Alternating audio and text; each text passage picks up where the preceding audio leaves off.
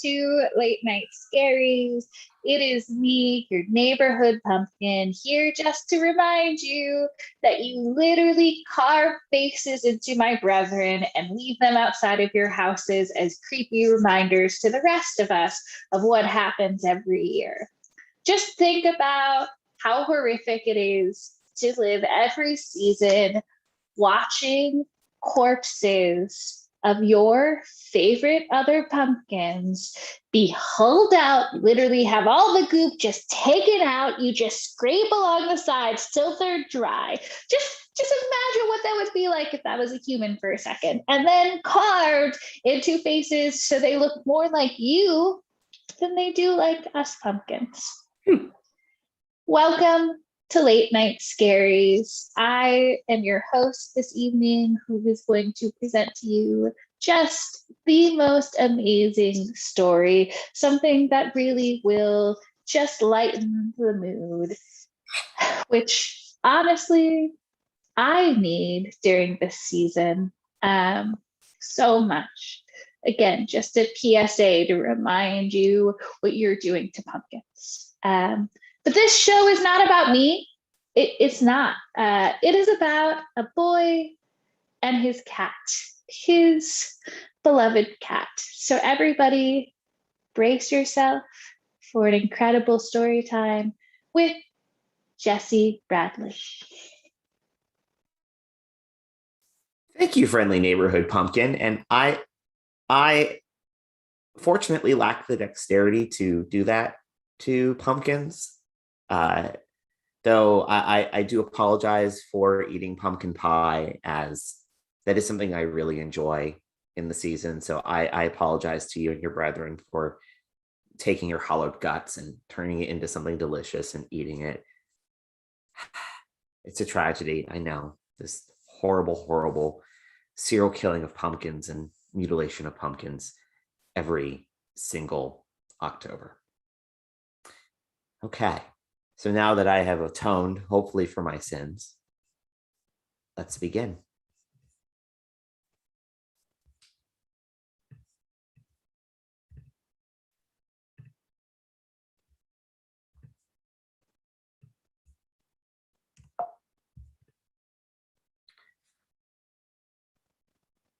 It's May of 2008.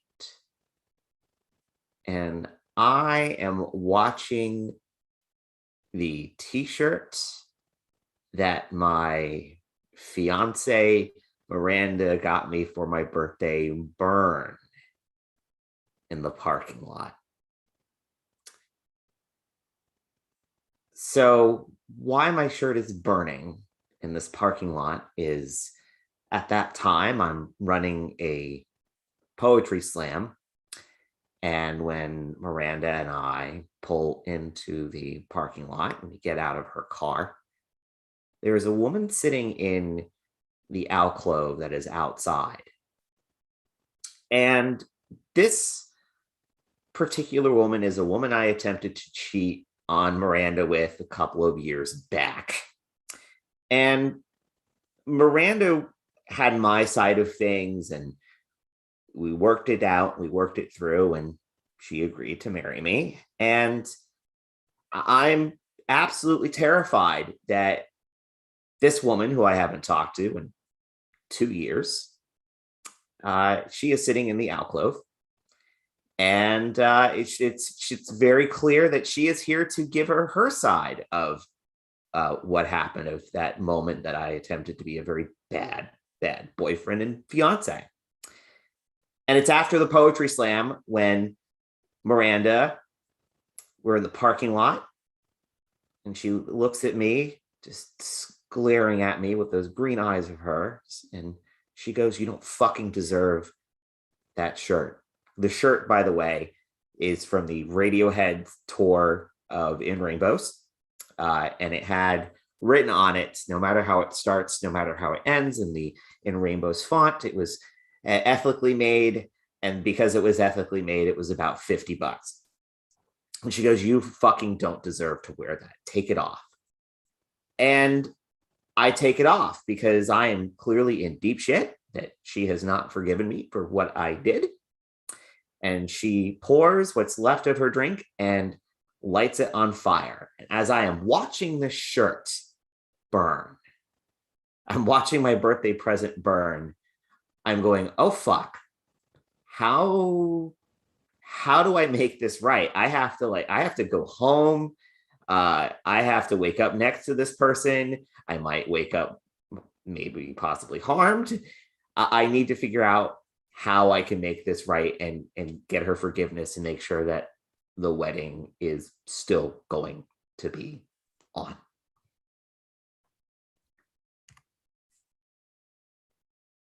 A couple of days later, we are at a no-kill shelter to adopt a cat.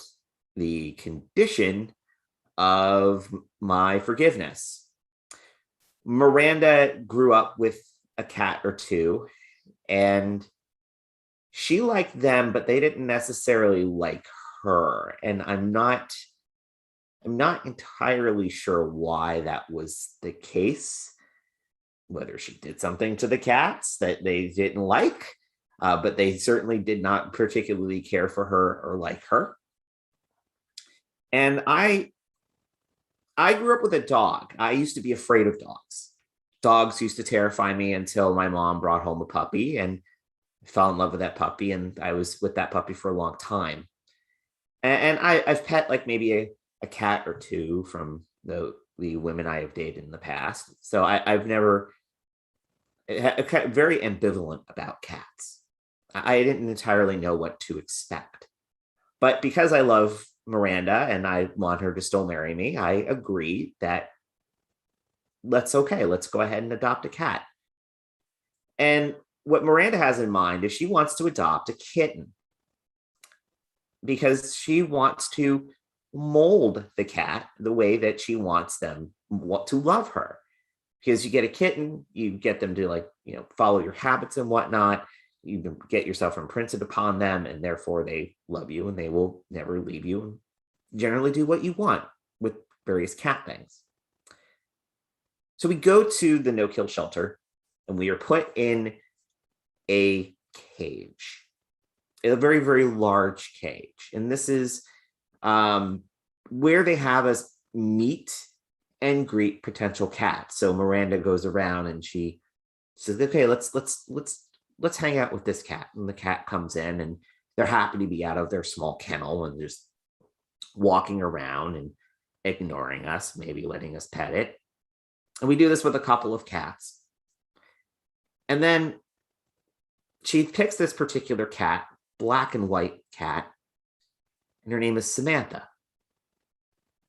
And Samantha comes into the cage.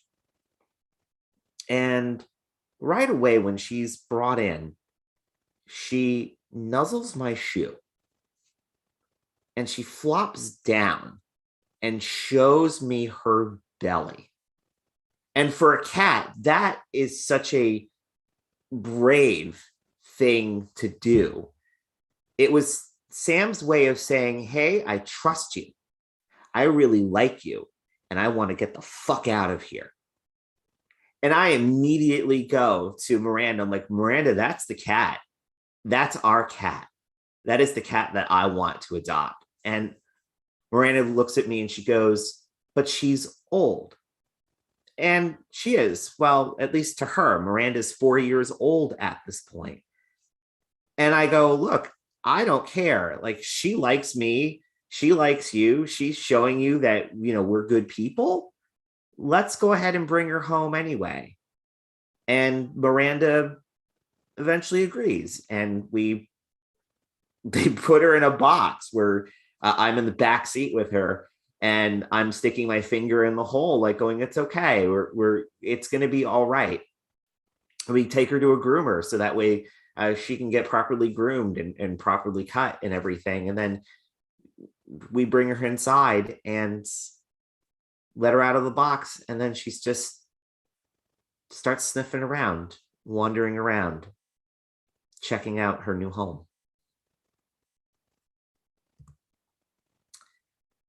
So, a brief history of Sam.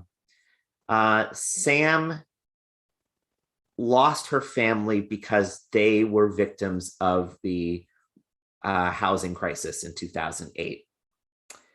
And her family had to make a hard choice of making sure that their kids were going to eat and be safe or keeping Sam. And that's a hard choice that for really anyone to make, to choose their kids versus the pet. And I don't blame them for that they had to make such a hard choice. And the thing about Sam too is she was an outdoor cat. She was able to just venture around the world, the world of her neighborhood, and have adventures, and then come home and get pet and get fed. And Miranda and I, we live in a small apartment on the second floor of a 3-story building. And we're both afraid that if we let Sam out, that she will escape and never come back.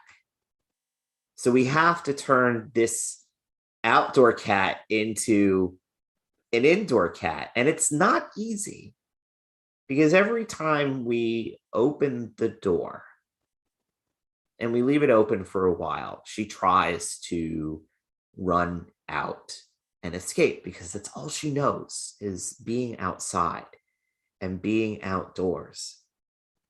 And we have to stop her. I tell her, I'm like, look, this is for your own good. And she meows back and she's like, I mean, really? Is this really for my own good?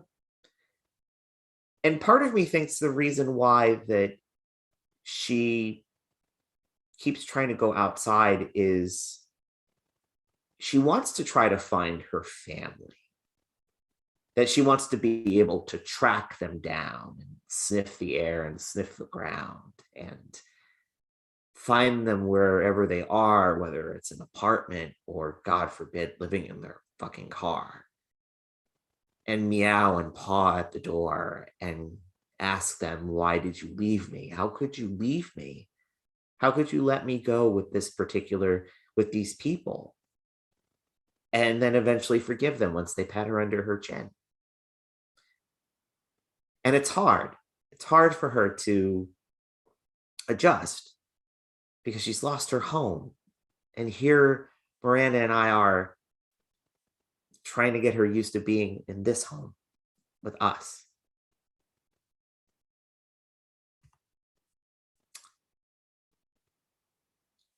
It's April of 2010.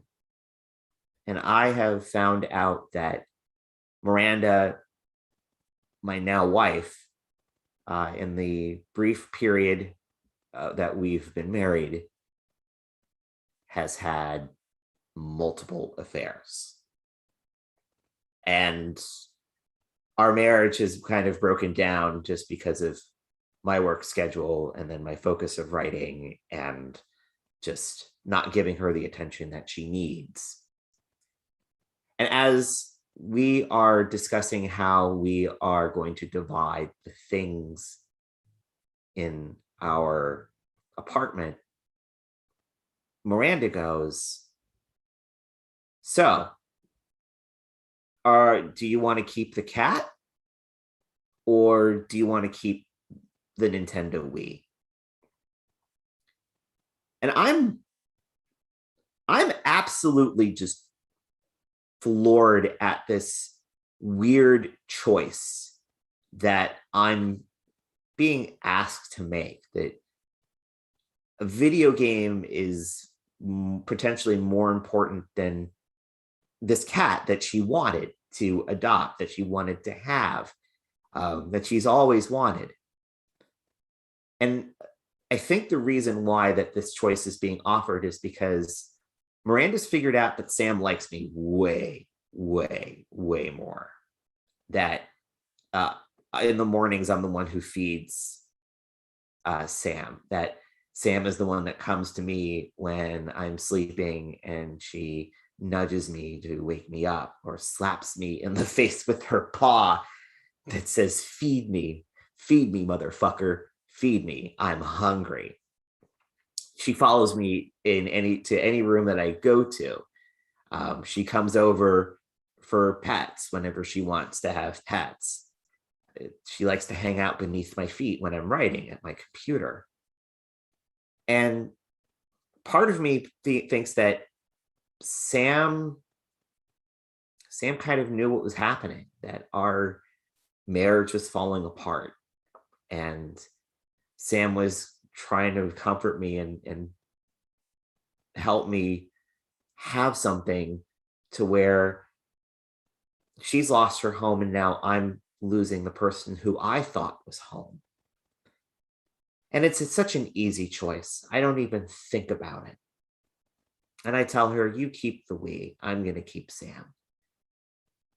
And after she's moved everything out and the apartment is just left with hangers on the floor and whatever else she decided not to take or clean up, Sam comes over to me and she meows, and I think she's saying that everything is going to be okay. And I pet her and I go, yeah, everything is going to be okay.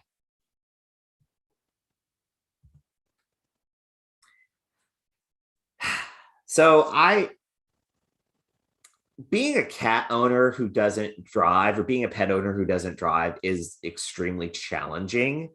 And I know that there are folks who make it happen pretty easily, especially for like vet appointments in big cities like New York and Chicago, Baltimore. Hopefully, Baltimore has a good public transit system. I think it does, based on the John Waters films that I have seen.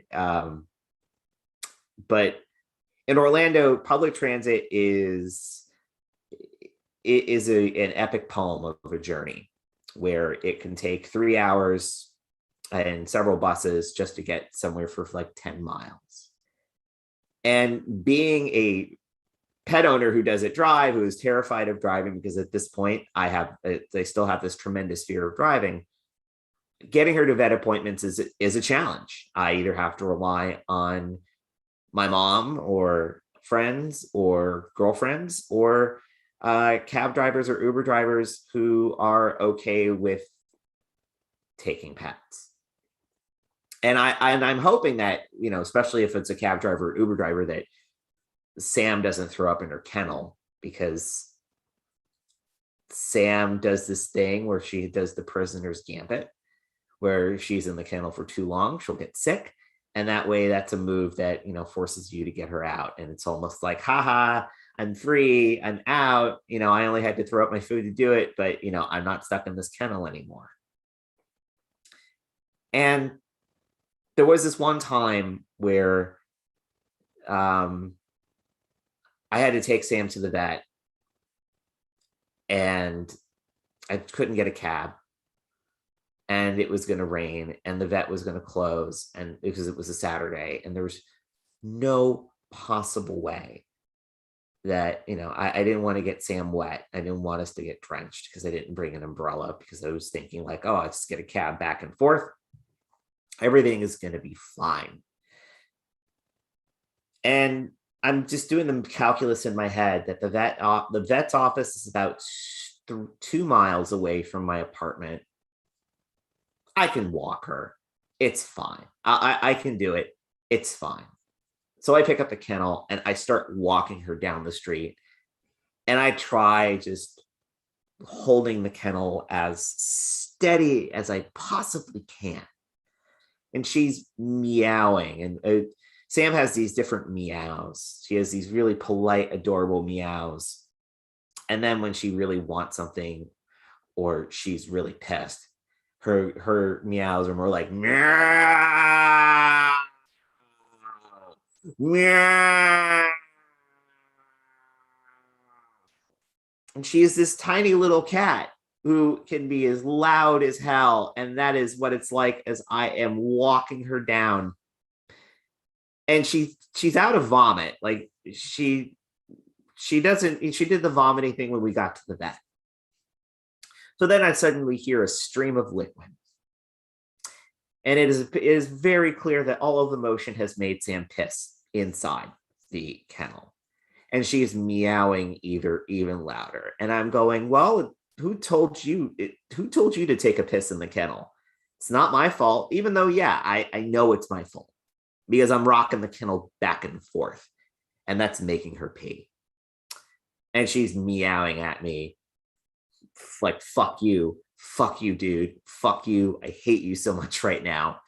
And we get home, and fortunately, it doesn't rain. The sky doesn't open up. And I get her out of the kennel, and I have to hold her, and she is writhing and clawing at me as I am giving her a sponge bath to get the piss off of her fur. And after a couple of hours, she eventually forgives me, and she just is like, I get it. When she meows, he's like, I'm sorry that you're afraid to drive. I know this is hard.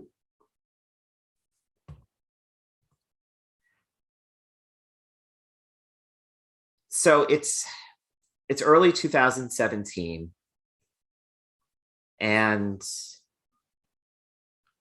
we're given a lime tree to plant by a friend of Janine. Janine is my second wife, who I met in late 2012. We hit it off really well, and we got married in 2014. And we've just bought a house. And we also, in 2016, moving in like right before the Pulse shooting. And at this point in our marriage, we're struggling because we had a miscarriage at the end of 2016, and we're not really dealing with it. We're not talking to each other about it. We're getting head deep into our own careers. And her friend Alice gives us this lime tree on the condition that she is allowed to bury her cat underneath this lime tree. And I'm a bit pissed about this, because it's like, why are we letting someone bury their pet in our yard for a fucking lime tree? And the lime tree is so we can have limes for our cocktails. And I don't like Alice. Alice is a weird fair weather friend to Janine, where she'll either do nice things or she'll do really horrible things or questionable things to her. And I want to fight about it, but also I'm kind of walking very delicately, because we're just not really dealing with things really well. So I'm like, okay, all right, she can do that, but I'm not going to do any of the digging. I'm not going to plant this tree. Someone else is going to have to do it. And Alice enlisted her boyfriend, who claimed to be separating from his wife, but actually was not. So we meet her at her place, and she pulls out of her freezer a box. And in that box is the corpse of her cat. And I understand why she did it, so that way she could preserve the cat and slow down the decay. But that is creepy as hell to have a dead animal in your freezer in a box. And she goes with her boyfriend, and we go back to our place. And I'm watching her boyfriend dig. And I'm go, hey, make sure it's 6 feet, okay? I don't want to have like this dead cat just like pop up, from the ground. I don't want to have some weird thing happen because you didn't dig deep enough. And he eventually does. He digs deep enough, and he puts the box down, and Alice says a few words, and we all have our heads down in respect. And eventually he covers the hole, and eventually he plants the lime tree.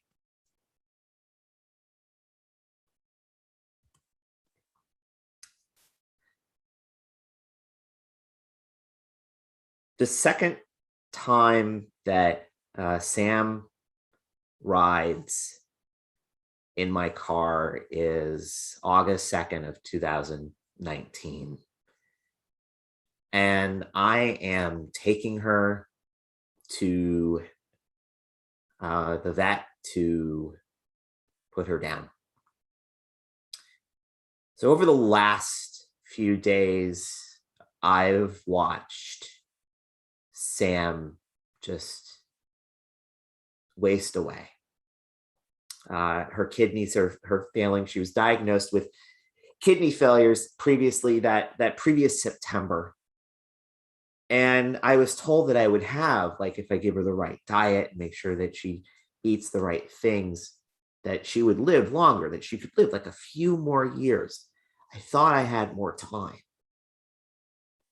And she hasn't been eating. She hasn't been drinking. She has let the dog get close to her. And the dog knows that there is something wrong. And at this point, before this, Janine, the day before this, Janine asks me, should I stay here? I because she's supposed to go to Portland to see her parents, her sister and her brother. And I go, yeah, you can go. I got this. I can do this on my own. I don't want you to cancel your flight or your plane tickets. And what I should have said was, well, fuck yeah, you absolutely, I need you to be here. This is so fucking hard. And she shouldn't have even asked me. She should have been like, I'm going to stay here. And not let me even like fight about it or argue about it. And at this point of our marriage, we attempted to separate, and then we were trying again. And it's become very, really apparent that we are no longer really good at being there for each other at this point. So I have been watching Sam waste away, and there's a part of me that has hoped that she would die on her own, that she would I would find her and she would be curled somewhere, like dead, dying peacefully. And I'm crying and I'm like, please don't make me do this. Please don't make me make this choice for you. And Sam just meows. He's like, but I don't want to leave you. That's why I'm still around.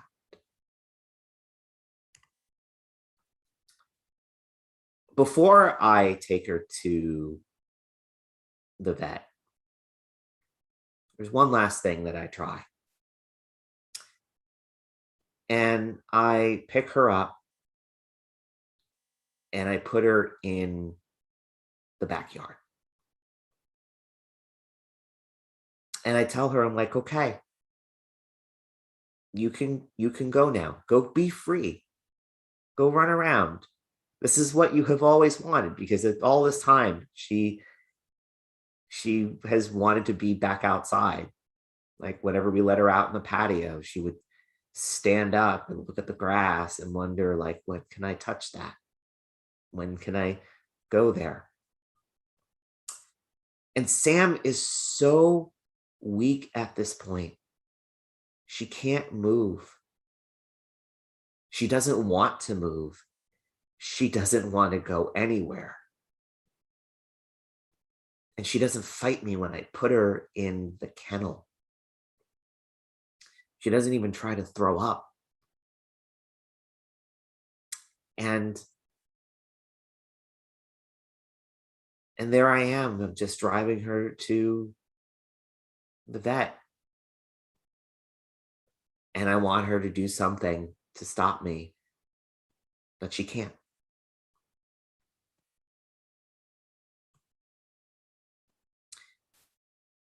So we're taken into the exam room, and immediately the vet tech. So the vet is within a big box pet store, and they know why I'm coming to be why I'm there. So the first thing that they do is they put up this privacy barrier so no one could look in and see what is going on. And then they bring out two blankets. They bring out this ugly blue blanket and this bright orange blanket.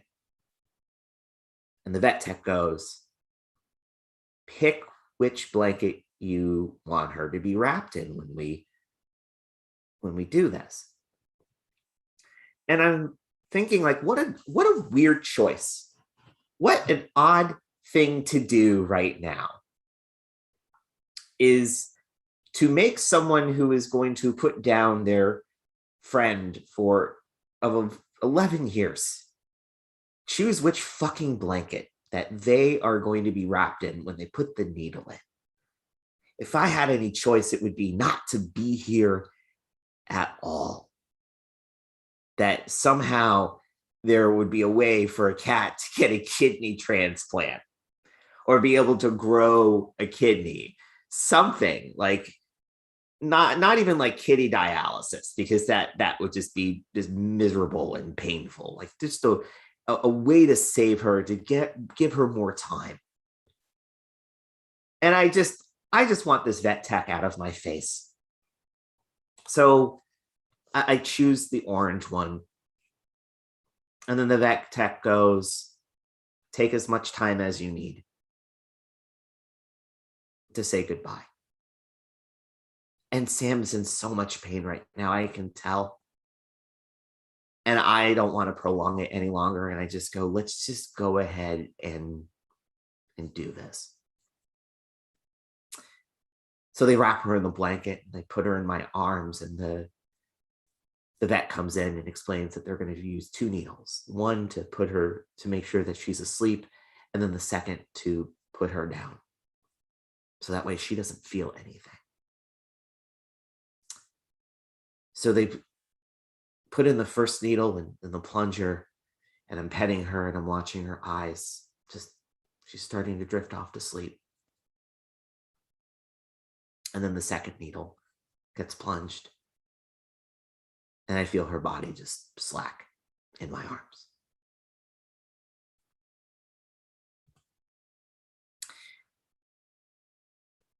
So after putting Sam down, I step out and I see there's a family, all of these families and their pets and their kids in the waiting room. And I immediately go, I cannot cry here. I absolutely cannot cry in this waiting room, because I'm afraid that if I start crying, that these kids are going to panic, that they have brought their pets here to potentially like to die, that their parents are they're gonna ask their parents, like, why is that bearded man crying? And then they're gonna have to either be honest and explain, or ignore it, or like, what bearded guy? So I put my head down, and I'm holding my tears back because I don't want to cry in front of these children and these pets, because I don't want them to think they're here to die. And I walk out briskly. I don't want to run, because that just would be really, really weird. I want to call attention to myself. So I walk very briskly out of the big box pet store. And I get into my car, and I am ready to just let the grief pour out of me when my phone rings. And I pick up my phone and I see it's the big box pet store. And I pick it up and I go, hello? And they go, Mr. Bradley, you forgot your cremation paperwork. So I don't want to, I need this grief to just be out. And I don't want to have to come back unless I absolutely need to. The only time I want to come back is once her ashes are ready. So I go, okay, I'll be right in there. So I have to just like make sure that I don't have any tears coming out.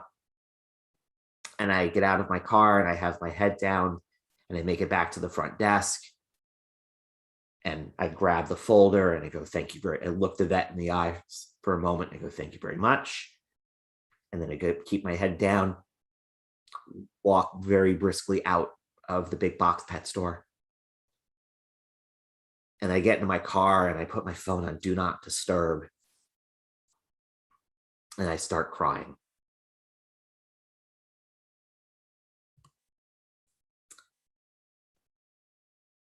In January of 2020, I finally end the marriage. Her not being there for Sam's death is absolutely one of the factors, one of many factors. She tried ending the marriage before and things never got better. And I decided it was time for me to just end it. And I'm moving out because I'm the one that's ending it. So that way we can sell the house and go our separate ways. And I'm packing and cleaning and boxing things up. And there is the wooden box that her ashes are in that have been in there since August, since I picked it up from the pet store. And I haven't figured out what to do with it. And when I finally actually like pull out the ashes, I'm shocked of just of how small the bag is. That Sam used to let me hold her, and until she didn't want to be held and wriggled out of my arms. So from having like an armful of Sam to having a fistful, it takes me back a moment. And Janine sees me with the bag and she's like, let me know when you're going to spread her ashes. And in my head, I'm going, I'm not going to let you know because you weren't there when I had to put her down. You're not going to be there for you to say goodbye to her. And I decide, I figure out, okay, this is where I'm going to spread her ashes in the backyard because she was an outdoor cat and she always wanted to be outside. So I go to the backyard and I open up the bag and I dip my fingers in and I pick up a little bit of her cremains and I sprinkle the ashes on her ashes on the ground. And I take a few steps and I put my fingers in and sprinkle the ashes. And as I'm doing this, I'm going, I'm so sorry I couldn't save you, but at least you'll always be outside. And I'd like to think that she comes out at night with the new homeowners, that she's walking the fence post like a high wire, that she's playing with that other cat that we buried beneath the lime tree that's no longer there, that she suns herself underneath the market lights that we had strung over our pavers.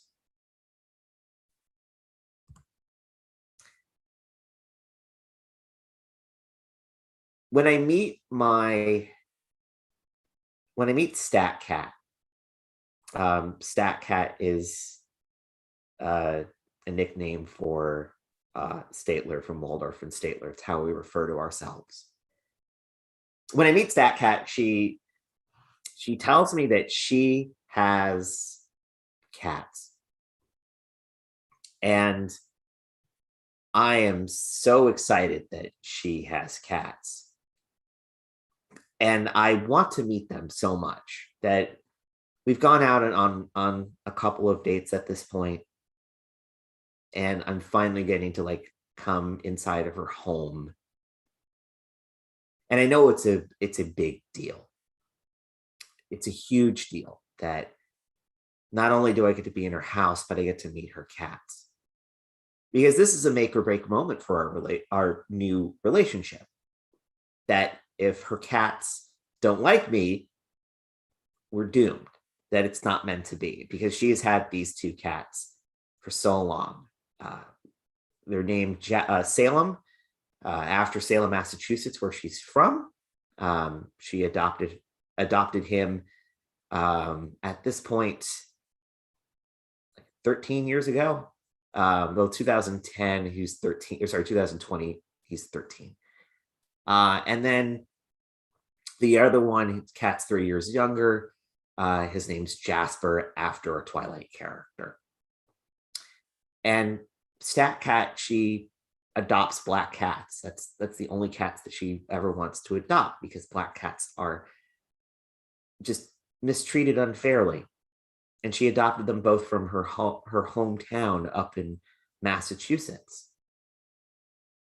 And it's a big deal that I'm going to meet these cats. And it's when I meet them for the first time, and Salem lets me pet him, and he's purring and whatnot. And then Jasper, he's the most aloof cat I've ever met in my entire life, but he comes over and he lets me pet him, and he licks my hair. And it's almost like Sam guided me here. And it's almost like they know that she's still around. And it's with them that, and it's because of them, that I finally found my home.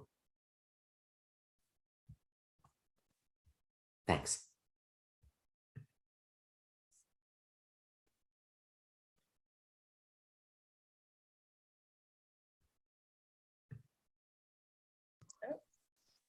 Everybody, that was Jesse. An absolutely beautiful story. I know that I squeezed my bewitching, lovely cat a little tighter as I heard that story. Ugh, what a wonderful the wonders that cats bring us, not just in the Halloween season, but throughout. And I hope that all of your familiars are snuggled up safely with you tonight. That was Late Night Scaries. We're going to be back tomorrow at 10 p.m. And in fact, every night in October at 10 p.m., right back here, there will be incredible moments like this one. You won't want to miss it. So everybody have a good night's sleep. Hopefully your head is filled with all sorts of spooky thoughts that give you delight. And we will see you tomorrow.